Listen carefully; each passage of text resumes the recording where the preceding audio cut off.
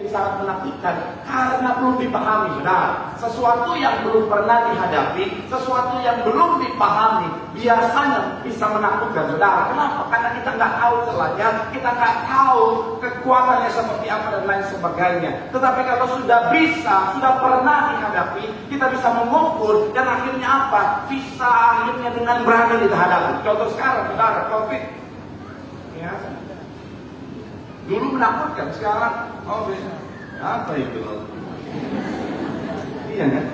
Dulu saudara, waktu apalagi tahun 2020 awal, pas dia viral, oh Tuhan, pendeta sih pendeta, tapi saya cuma keluar sebentar aja, masuk mandi, keluar depan lagi, masuk mandi terus, saya jadi rajin mandi.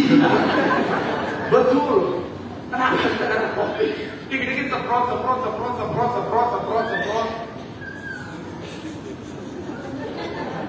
Sekarang, balik semprot tangan aja. Tim saya aja udah gak pernah bawa saya sanitizer. Kali udah ada apa itu COVID kan? Ya. Kenapa? Karena sudah dipahami, sudah pernah dihadapi, sudah mengerti, saudara. Dari mana seorang Daud punya keberanian yang luar biasa? Dari pengalaman yang luar biasa bersama Tuhan. Saya mau bilang saudara, dalam kehidupan setiap kita, Tuhan bisa izinkan pengalaman demi pengalaman dalam hidup kita untuk membangkitkan keberanian kita, saudara. Jadi kalau sementara Tuhan izinkan saudara menghadapi peperangan di depan saudara, itu adalah cara Tuhan untuk membangkitkan keberanian. Artinya begini, saudara, kalau dibalik begini. Artinya, kalau dulu saudara sudah melihat kemenangan bersama Tuhan, maka peperangan kali ini jangan ada ketakutan. Karena kali ini juga bersama Tuhan kau akan lihat kemenangan. Tepuk tangan yang paling mulia buat Tuhan. Makanya Daud bilang apa? Tuhan yang dulu melepaskan aku dari yang asing dan beruang, adalah Tuhan yang sama yang hari juga akan membuat aku menang melawan Goliat. Saya mau bilang saudara, saya percaya semuanya punya pengalaman iman, amin. Saya mau bilang saudara, dengan pengalaman itu, ayo punya keberanian. Hadapi apa yang ada di depanmu. Kalau dulu Tuhan kasih kemenangan, Tuhan yang sama hari ini akan membawa saudara pada kemenangan yang sudah Tuhan sediakan. Tepuk tangan yang paling mulia. Saya sampai hari ini apakah nggak ada peperangan? Tetap ada, saudara. Kadang-kadang peperangan bisa datang, orang jahat bisa datang dan lain sebagainya. Tapi jujur dengan segala kerendahan hati, saya udah gak ada lagi ketakutan lagi. Kenapa? Karena di perjalanan kehidupan saya sudah melihat banyak kemenangan Tuhan nyatakan. Amin. Jadi saya mau bilang saudara, gak ada yang saya takut lagi. Kenapa? Karena sekali lagi Tuhan yang sama pasti membawa saya pada kemenangan yang sama. Sekarang kita mau tangan yang paling mulia buat Tuhan. Bilang sama yang mau berani. Bilang sama yang ngomong, Tuhan sanggup memberikan kemenangan. Tepuk tangan yang paling mulia buat Tuhan. Haleluya. Yang terakhir mau sebenarnya di depan saudara, apa yang dimiliki oleh seorang Daud sehingga dia mampu mengalahkan raksasa di depannya? Yang terakhir yang ketiga adalah bicara tentang memiliki kebijaksanaan. Sama-sama bilang sama saya, memiliki kebijaksanaan. Sama-sama bilang sama saya, bijaksana. Coba kita baca 1 Samuel 17 tadi ayat 49 sampai 50. Dua ayat terakhir kita, saudara. Sama-sama kita baca. Yang sudah di sana 1 Samuel 17 sampai 50 boleh maju ke depan. Ayat 49 sampai 50 yang sudah di sana boleh bilang aku diberkati. 3 ya. Lalu Daud apa? Diambilnya apa? Sebuah batu, diumbannya, maka kenalah dari orang Filistin itu sehingga apa? Dan terjerumuslah ia dengan apa? Mukanya ke tanah. Ayat 50. Demikianlah Daud apa? Dengan apa?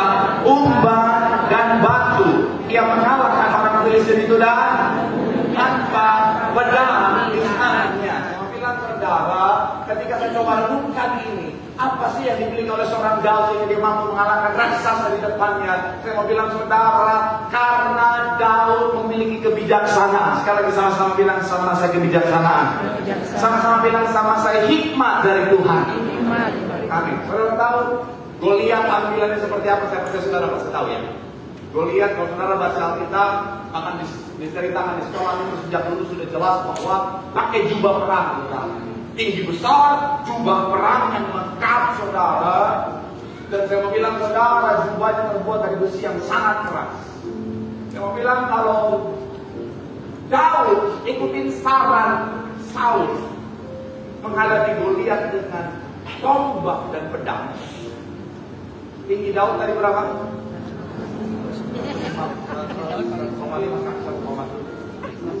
Pedang yang besar diangkat oleh seorang Daud. Baru dia mau bawa. Iya kan? Baru mau bawa nih. Udah kecapean duluan sudah. Nggak akan ada tulisan Daud berlari ya. Daud nyeret. Belum dia mau ngangkat itu. Baru mau ngangkat. Itu tombaknya Goliat sudah masuk dulu. Terus ya kena deh. Iya kan? Iya. Maka saya bilang saudara, dia melepaskan semuanya saudara. Apalagi jubah besinya Saul kan besar, berat bukan main. Udah kayak baju bapak dipakai anak SD kan saudara. Jadi ketika dia pakai, tak bisa Yura. Harusnya dia ngomong-ngomong cari apa sih Yura? Makanya saya bilang saudara, tahu itu bijaksana. Karena dia tak pakai semuanya. Yang dia pakai adalah apa? Rapel. Yang notabene itu keahliannya dia. Itu keahliannya dia. Dia hebat di situ. Itu playgroundnya dia. Itu medan bermainnya, medan perangnya dia. Kalau dia pakai cara yang pertama, itu medan peperangannya Goliat, saudara. Dan dari pagi Tuhan kasih hikmat saya begini, saudara. Dalam menghadapi musuh, apakah itu masalah kah, tantangan kah, persoalan kah, ketakutan kah, rancangan orang jahat kah, kita harus bijaksana. Jangan cuma berani doang tanpa kebijaksanaan. Ada satu quote yang berkata, saya bilang begini saudara, keberanian tanpa perhitungan adalah sebuah kebodohan saudara. Jadi kita juga harus bijaksana. Tuhan kasih kita hikmat supaya kita pakai itu saudara untuk menghadapi raksasa di depan kita. Nah, dalam konteks Daud, ketika saya coba nonton kasih saya begini saudara, raksasa yang saudara hadapi di depan saudara, kalau saudara bermain di level dia, akan menyulitkan kita, bahkan mungkin bisa membuat kita kalah. Makanya saya bilang saudara, jangan bermain di levelnya dia, tetapi bawa dia di level kita. Sama seperti Daud, Daud bermain di levelnya Goliat dengan pedang, tombak dan lain sebagainya. Tapi Daud bawa Goliat bermain di levelnya Daud di apa? Pertarungan jarak jauh kan. Untuk lebih mempermudah, saya mau ajak saudara untuk melihat gambar Raja Wali versus ular, saudara. Jadi ular dia playgroundnya di tanah, di ground. Sedangkan Raja Wali kekuasaannya itu di atas. Kalau terjadi pertarungan antara ular dan Raja Wali, hebatnya Raja Wali dia nggak akan bertarung di bawah. Karena kalau dia bertarung di bawah, dia pasti kalah. Dia akan dililit oleh ular, dan akhirnya apa? Dia akan menjadi mangsa empuk buat ular. Makanya hebatnya Raja Wali, dia akan bawa si ular naik setinggi mungkin, sampai si ular gak punya fondasi untuk dia berdiri, yang artinya gak punya kekuatan sama sekali. Dan akhirnya disitulah Raja Wali dapat dengan sangat mudah mengalahkan. Yang mau bilang saudara, kalau kita bertaruh di level masalah, persoalan, rancangan orang jahat, yang mau bilang saudara, sangat mungkin kita bisa tahu. Makanya jangan bertaruh di level itu. Tapi yang Tuhan kasih hikmat sama saya, bahwa itu naik ke level hadirat Tuhan. Bahwa itu naik ke dalam tangan Tuhan. Disitulah kekuatan yang luar biasa yang sangat membawa kemenangan bagi kita. Boleh berikan tangan. Sebelum saya tutup khotbah saya, saudara, saya nggak tahu apa yang sementara saudara hadapi. Kepesan firman Tuhan hari bahwa itu kehadiran Tuhan, bawa itu ke dalam tangan Tuhan, bawa itu dalam medan perang di mana Tuhan berperang di sana. Akhirnya lo bersama Tuhan, kau pasti akan melihat kemenangan yang luar biasa. Tepuk tangan sekali lagi buat Tuhan. Kita sama-sama bawa dalam hadirat Tuhan, bawa dalam tangan Tuhan. Di situ ada kemenangan yang sejati. Sekali lagi berikan tepuk tangan yang paling mulia.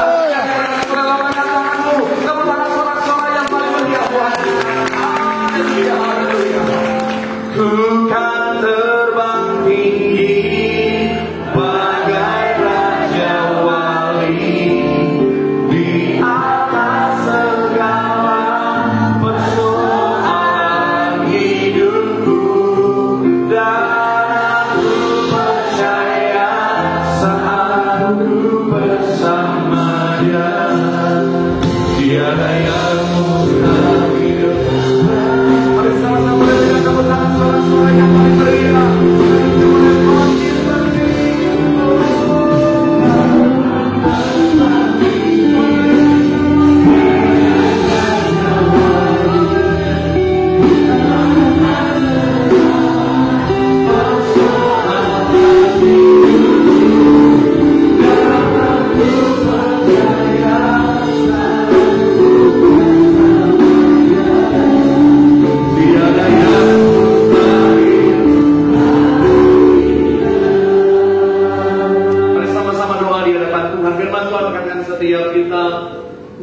Di depan setiap kita bisa ada raksasa yang menantang kita.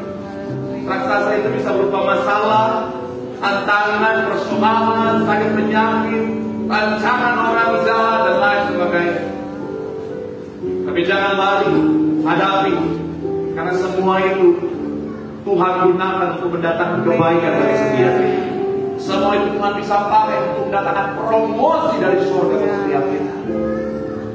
Bisa mengalahkannya, untuk bisa menang. Yang pertama, pastikan kita punya iman yang besar kepada Tuhan. Apapun yang kita hadapi, ada Tuhan yang besar di dalam setiap kita. Yang kedua, jangan hanya sampai di iman, tapi milikilah keberanian. Hadapi, maju. Pengalaman-pengalaman itu sudah Tuhan izinkan, harusnya membangkitkan keberanian kita. Kalau dulu Tuhan kasih kemenangan, sekarang dan nanti Dia Tuhan yang sanggup menyatakan kemenangan yang lain. Dan yang terakhir, berhikmatlah, milikilah kebijaksanaan. Minta Tuhan kasih hikmat untuk menghadapi. Jangan bertaruh di level musuh, tapi bawa dia di level hadirat Tuhan.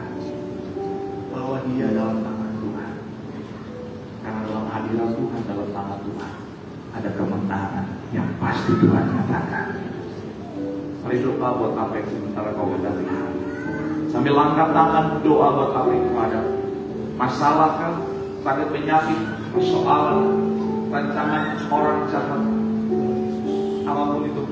Mari doa buat. Kalau menyerahkan apapun raksasa yang sementara dihadapi jemaat, saya akan melihat pembelaan dari Tuhan. Saya akan melihat kemenangan Tuhan. Tapi terus angkat tangan di hadapan Tuhan.